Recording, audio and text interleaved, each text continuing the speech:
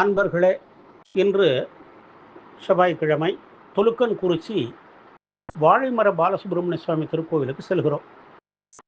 சிவகாசி கழுகுமலை சாலையில் சிவகாசியிலிருந்து 17 கிலோமீட்டர் தொலைவில் உள்ள துலுக்கன்குறிச்சியில் இந்த கோவில் அமைந்துள்ளது. முருகப்பெருமானுக்கு நாடு முழுவதும் பற்பல இடங்களில் தனி பெருங்கோவில்கள் உள்ளன. அவற்றுள் ஒன்றுதான் விருதுநகர் மாவட்டம் வெம்பக்கோட்டை வட்டத்தில் உள்ள துலுக்கன்குறிச்சியில் அமைந்த இந்த கோவில். வாழைமரம் ஒன்றில் தன் பக்தனுக்காக முருகப்பெருமான் ஆவிர் பவித்த தலம்தான் இது. எனவே இங்கு முருகப்பெருமான் வாழைமர பாலசுப்ரமணியர் எனப்படுகிறார். வேறு எங்கும் காணாத வகையிலே கருவறையிலே கருங்கல்லில் வனப்புடன் முருகப்பெருமானும் அவருக்கு பின்புறம் வாழை மரமும் வடிக்கப்பட்டுள்ளது. 1500 ஆண்டு பழமையான ஆலயம் இது. 150 ஆண்டுகளுக்கு முன் இந்த ஊரில் வாழ்ந்த தோரியப்பர் வீரம்மாள் தம்பதியருக்கு இறையருளால் பிறந்த குழந்தை வேலாயுதம். இந்த குழந்தை வளர வளர அவன் மனதில் இடம் பிடித்தார் முருகப்பெருமான். அவர் முருகனை வழிபடுவது சித்த வைத்தியத்திலும் சிறந்தவராக திறந்தார்.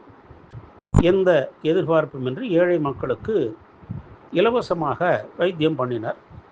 தினமும் வைப்பாற்றில் நீராடி கரையில் உள்ள வனமூர்த்தீஸ்வரரையும் அங்குள்ள முருகப்பெருமானையும் வணங்கி தியானம் செய்துவிட்டு நோயாளிகளுக்கு சிகிச்சை அளிப்பார். எனவே அவரை மக்கள் சித்தர் என்று கருதினார்கள்.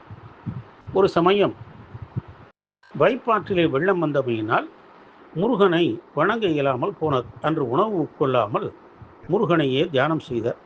அப்போது கனவில் முருகப்பெருமான் தோன்றி, உனக்கு சொந்தமான வாழைத்தோப்பில் குலை தள்ளி இருக்கும் வாழை மரத்தில் நான் எழுந்தருளியிருக்கிறேன், அதனை அடையாளம் கண்டு தன்னை வழிபடுமாறு கூறி மறைந்தார்.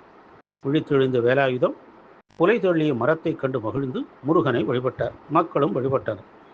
அந்த இடத்தில் கோவில் கட்ட தீர்மானித்தார். ஜமீன்தார் தன் மகன் திருமணத்திற்காக அந்த வாழை மரத்தை வெட்ட முயற்சித்தார்.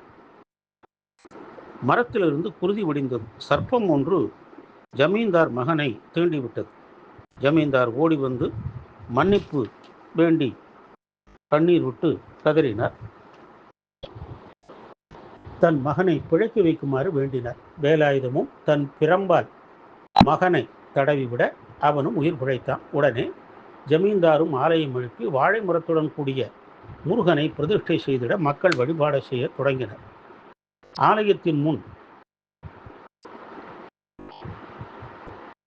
சுதையாலான முருகனை தாங்கிய தோரண வாயில் உள்ளது. அடுத்து கொடிமரம், முன் மண்டபத்திலே பெரிய வேல் உள்ளது. கருவறையில் இரு கரங்களோடு வலக்கை அபயஹஸ்தமாகவும் இடக்கையில் இடுப்பின் மீது வைத்தும் ஸ்ரீ பாலசுப்ரமணியர் காட்சி தருகிறார். பின்புறம் வலப்பக்கம் மயிலும் சிரசுக்கு மேற்புறம் வாழை இலைகளும் வடிக்கப்பட்டுள்ளன. முருகன் இடப்புறம் சேவர் கொடியை தாங்கியுள்ளார். ஆலய வளாகத்திலே அனுமான், காலபைரவர், விஷ்ணு துர்க்கை, பிரம்மா ஆகியோர் உள்ளனர். தேவியரோடு காட்சி தரும் முருகப்பெருமான் சன்னதியும் உள்ளது. தலமரம் வாழை. இதற்கு பூஜைகள் செய்யப்படுகின்றன. தைப்பூசம், வைகாசி, விசாகம், கந்த சஷ்டி, பங்குனி உத்திரம் போன்றவைகளும் மாதாந்திர சஷ்டி, கார்த்திகை நாட்களும் இங்கு விழா நாட்கள். கந்த சஷ்டி விழாவின் போது வீரமாகாளியம்மனிடம் வேல் வாங்கும் நிகழ்ச்சி இங்கு சிறப்பாக நடைபெறுகிறது.